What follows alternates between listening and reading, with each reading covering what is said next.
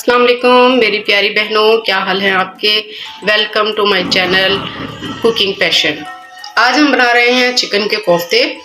आप कोफ्ते बीफ के भी बना सकते हैं, मटन के भी बना सकते हैं, जो मैं बाद में आपको सिखाऊंगी। अभी फिलहाल हम बना रहे हैं चिकन के कोफ्ते। तो आइए हम स्टार्ट करते हैं। ये कीमा है आधा किलो के करीब। इसको मैंने अच्छे से धो लिया है। धोने के बाद इसका पानी थोड़ा सा हमने सुखा लिया है, खुश्क कर लिया है। उसके बाद इसमें मैंने डाला है लहसुन, अदरक, हरी मिर्च और इस कीमे को और प्याज का आधा प्याज मैंने इसमें डाला है। लहसुन, अदरक, हरी मिर्च और कीमे को हमने चॉप कर लिया है। ठीक है, ये कीमा हमने एक साइड पे कर दिया। ये है सूखा धनिया और जीरा, जो साफ करने के बाद मैंने इसको कूट लिया था। ये एक टीस्पून।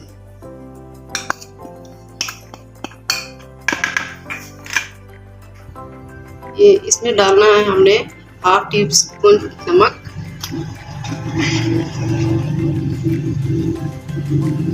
हाफ टी स्पून हल्दी,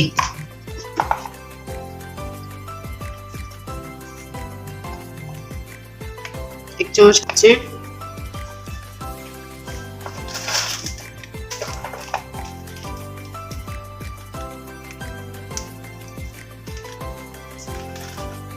ये थोड़ी सी काली मिर्च,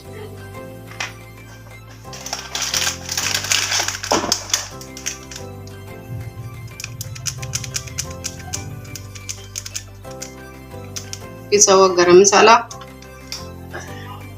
सब चीजें डालने के बाद हमने इसको मिक्स करना है। आप देखें, अगर आपको ये पतला लग रहा है तो आप कुछ लोग इसमें बेसन भी डालते हैं भून के, और लेकिन मैं इसमें डालूंगी चने भुने हुए।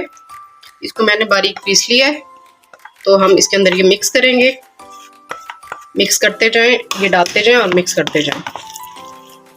अगर आपको ये पतला लगने लगे तो आप इसमें और डाल सकते हैं। मैंने 2 चम्मच के करीब इसमें डाला है। ये अच्छे से मिक्स कर लें। इसकी खुशबू बड़ी ज़बरदस्त आ रही है, बहुत प्यारी मसालों की खुशबू आ रही है। और ये जो हमने चने पीसे हैं, इसकी भी बहुत ज़बरदस्त खुशबू आ रही है। इस तरह से आप इसको मिक्स करते जाएं।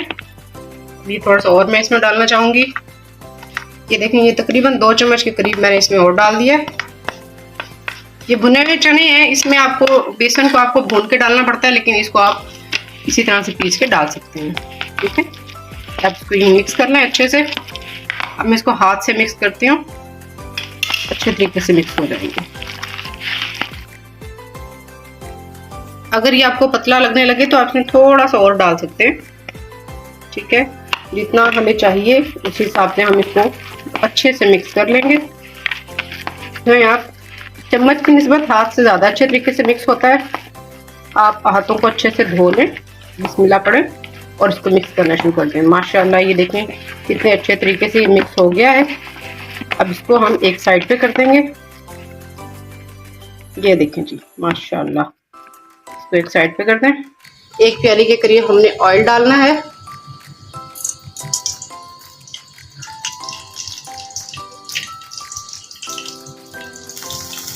एक से 1.5 प्याली हमने इसमें ऑयल डाल दिया है। अब हम इसको अच्छे से गर्म होने देंगे।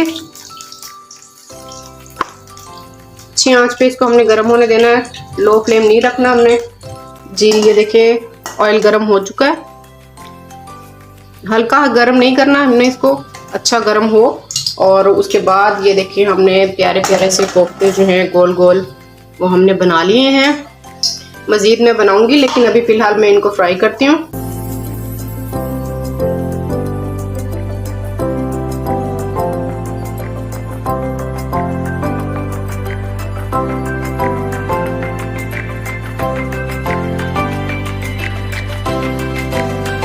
इनको फौरन हमने नहीं हिलाना।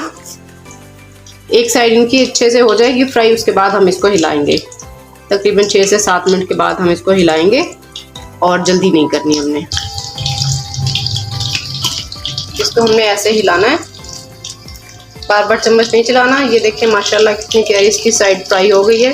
ये देखें, और बहुत प्यारी मज़ेदार खुशबू आ रही है इसमें से। बस हमने इसको हल्के हल्के ऐसे हिलाना है, ऐसे। ये फिर दोनों तरफ से फ्राई हो जाएंगे। और अब हम इसकी आंच थोड़ी सी हमने इसे मीडियम कर देनी है। हमारे कोफ्तों पे प्यारा सा कलर आना शुरू हो गया। ये देखिए जी, माशाल्लाह बहुत खूबसूरत कलर है इसका। ऐसे ही लाते रहें इसे।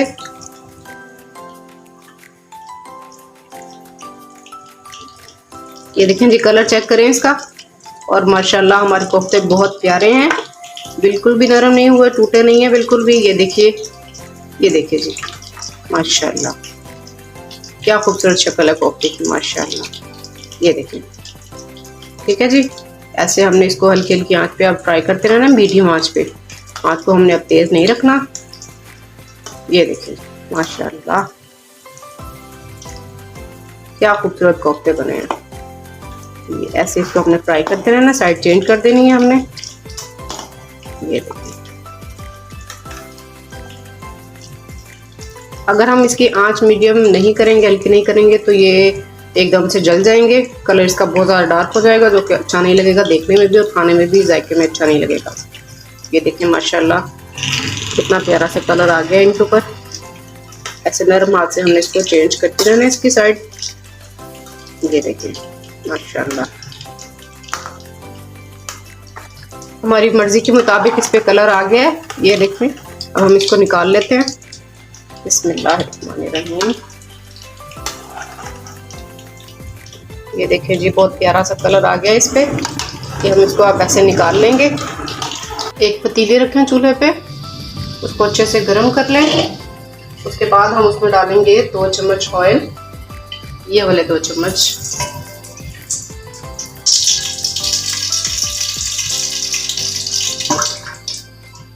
ये हमने इस पे 2 चम्मच डाल दिए। ये अच्छे से गर्म हो जाए तो हम इसमें डालेंगे, ये प्याज है एक मीडियम साइज का, जिसे मैंने धोने के बाद, कट करने के बाद धोया है और उसका पेस्ट बना लिया है। ये हम ऐड कर देंगे। अच्छे से साफ करें बर्तन को, किसी चीज़ को ज़ाया ना होने दें। चम्मच हिलाते जाएं, प्याज को फ्राई करते जाएं। और ये देखें कि जैसे ही कि कच्चेपन की खुशबू खत्म हो जाएगी और प्याज का थोड़ा सा कलर चेंज होना शुरू हो जाएगा, तो उसका मतलब ये है कि ये अच्छे से भुनाई हो गई है और इसका पानी खुश्क हो गया। प्याज हमारा फ्राई हो चुका है। अब इस पे हम डालेंगे लहसुन अदरक का पेस्ट, और ये 1 चम्मच के बराबर है लहसुन अदरक का पेस्ट। लेकिन इसको मैंने जो है वो कूटने के बाद हल्का सा पानी डाल के जो लगा हुआ था मसाला, वो भी इसमें डाल दिया ताकि ज़ाया ना हो। इसलिए ये आपको ज़्यादा लग रहा होगा, लेकिन ये है 1 चम्मच के बराबर। इसकी भुनाई करते हुए अगर हमें लगे कि इसमें ये बहुत ज़्यादा खुश्क हो गया है, इसको थोड़ी सी पानी की जरूरत है, तो हल्का सा पानी इसमें डाल दें आप, कोई मसला नहीं है। थोड़ा सा पानी डाल दें, लेकिन इसकी जो लहसुन की खुशबू है कच्ची, वो नहीं आनी चाहिए, वरना हमारे सालन का जायका ख़राब हो जाएगा। इसको अच्छे से भून लेना हमने, और लहसुन की जो खुशबू है, कच्ची खुशबू, उसको हमने ख़त्म कर देना। देखें ये इसकी भुनाई अच्छे से हो गई है। अब इसको हमने देखना है कि ये नीचे तो नहीं लग रहा। ठीक है जी, जैसी हमें चाहिए थी बिल्कुल वैसी भुनाई होगी। तो मेरी बहनों, अब हम इसमें डालेंगे टमाटर, मीडियम साइज़ का हो, बहुत ज़्यादा बड़ा ना हो, क्योंकि हमने इसमें दही भी शामिल करनी है। ये मैंने टमाटर लेके उसको धो के पीस लिया था, ताकि वो खड़ा खड़ा सा मसाला ना हो, टमाटर प्याज नजर आए बीच में, वो फिर खाने में अच्छा नहीं लगता और देखने में भी अच्छा नहीं लगता। अब ये इसकी हम अच्छे से भुनाई करेंगे, भूनते जाएंगे। जैसे ही टमाटर का पानी खुश्क होगा और घी ऊपर आना शुरू हो जाएगा, तो हम इसमें बकाया मसाला जात डालेंगे। इसका मतलब है इसकी भुनाई हो गई है सही से। ठीक है, अब हम डालेंगे इसमें दही। ये हमने इसमें दही डाल दी है। इसकी ग्रेवी हल्की खट्टी खट्टी सी लगती है, तो बहुत मज़ा आता है खाने में।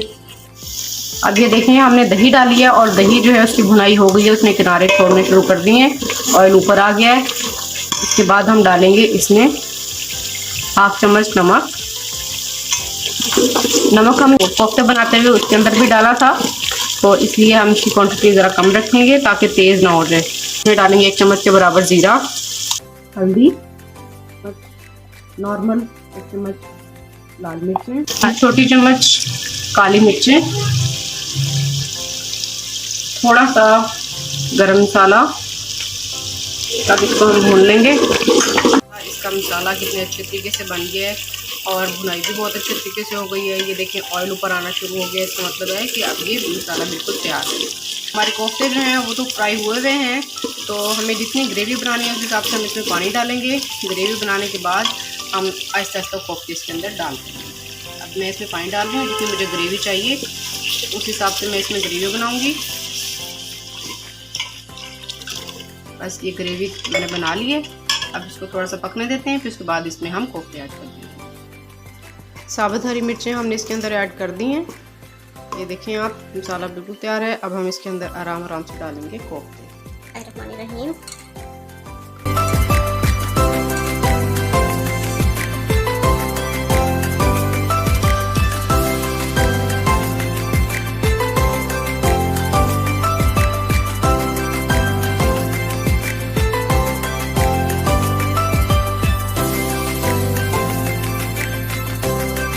इसके अंदर ऐड कर दिए और अब हम इसको हल्का सा पकाएंगे ताकि ग्रेवी का जो टेस्ट है वो कोफ्तों के अंदर तक बिल्कुल जज्ब हो जाए। तो उसके बाद हम चूल्हा बंद कर देंगे।